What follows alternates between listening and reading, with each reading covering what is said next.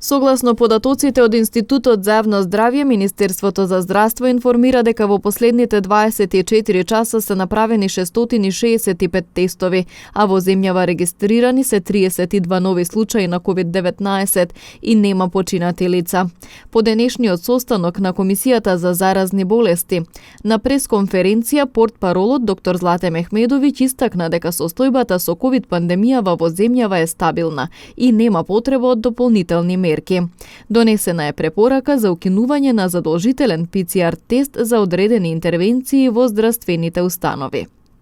Согласно податоците кои што ги имаме од Институтот за јавно здравје, состојбата е стабилна, има намалување на неделната инциденца и сметаме дека во насока на тоа како се во моментот предвидени мерките за заштита, дека нема потреба од дополнителни интервенции кои што би требало да направат одредени измени во начинот на кој што се контролира трансмисијата на вирусот. Меѓу другото, во медиумите беше покренато и прашањето за користењето на ПЦР тестовите за одредени дијагностички процедури.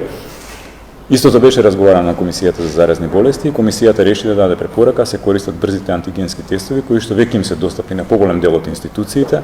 како можност за брза дијагностика и за евентуално одржување на тие дијагностички процедури, без дополнително да се изложуваат на трошок граѓаните или институциите, за да може да се прават оние ПЦР тестови кои што до сега се побарува.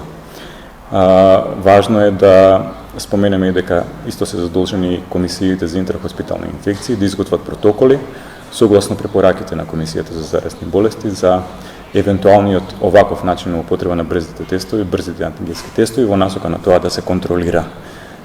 начинот на кој што се движат пациентите во болниците и да се изведуваат медицинските процедури. Доктор Мехмедовиќ информираше дека на состанокот се дискутирало што треба да се преземе при евентуална појава на мајмунски сипаници во нашата земја и рече дека не треба да се крева паника. Во однос на второто прашање кој што се однесува на вирусот на мајмунски сипаници, можам да кажам дека комисијата покажа загриженост за тоа што имаме ширење на мајмунските сипаници во светот и тоа надвор од оние ендемични базини како што е Централна Африка и Западна Африка. Светот како и Светската здравствена организација и сите останати релевантни институции кои што ги следат заразните болести исто така покажуваат одреден степен на загриженост по однос на тоа како се шират мајмунските сипаници. Целта на Комисијата за заразни болести е да го подготвиме системот колку што е можно подобро, за да одговориме на евентуална епидемија и во нашата земја. Затоа од тие причини денеска на Комисијата беа дискутирани и клиничките патеки за следење, скрининг, дијагностика и третман на пациентите кои што ќе бидат евентуално заболени од мајмунски сипаници и што би требало и понатаму да се превземе за тие патеки да бидат точно дефинирани и да можеме да имаме подготвен здравствен систем. Ќе повторам, ова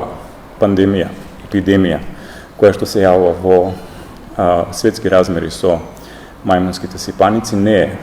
пропорционално идентична со пандемијата на COVID, со која што живеевме во изминатите 2 години. Меѓутоа, со оглед на тоа што сакаме да бидеме подготвени како систем, па веројатно и светот тоа така го практикува, ние ги применуваме тие пракси кај нас во нашата земја.